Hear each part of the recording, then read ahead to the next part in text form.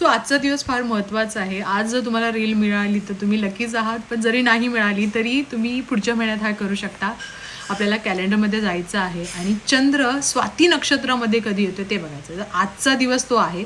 तर स्वाती नक्षत्र हे सरस्वती आणि राहूला मानलं जातं, संबंधित मानलं जातं. आता असं म्हटलं जातं की आजचं जे पाऊस पडणार आहे म्हणजे 9 नंतर, रात्री 9 नंतर जो पाऊस पडतो ते पाणी अमृतासारखं मानलं जातं.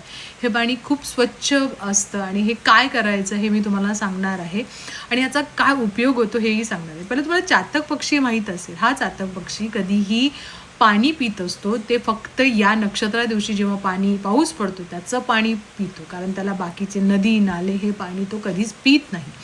तो सहन करेल तहान, पण या दिवसाची तो वाट बघत असतो.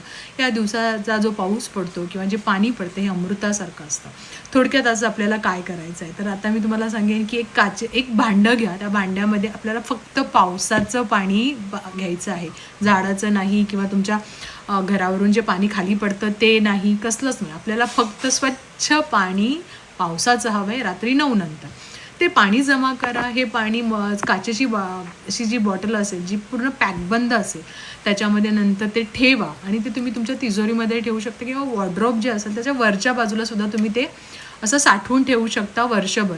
ज्या लोकांना चंद्र किंवा राहू ह्याचे दोष आहेत किंवा काही पत्रिकेमध्ये ग्रहण दोष असतो किंवा राहूचा काही दोष असतो हे निघून जातात.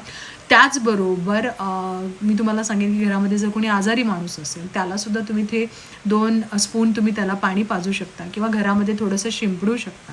हे करून बघा. आज तर ज्याला रील मिळेल त्यांनी 9 वाजेपर्यंत नक्की हे करा आणि ज्यांना मिळणार नाही त्यांनी ॲटलिस्ट पुढच्या महिन्यात हा पुन्हा असं चंद्र स्वाती नक्षत्रामध्ये जाण्याचे योग आहे, त्यामुळे सुद्धा तुम्ही हे करू शकता. आर्थिकदृष्ट्या खूप चांगलं आहे, घरामध्ये परिस्थिती चांगली होते, त्याचबरोबर खूप मानसिक स्थैर्य तुम्हाला मिळेल आणि हा उपाय नक्की करून बघा, तुम्हाला फार उपयोग पडेल.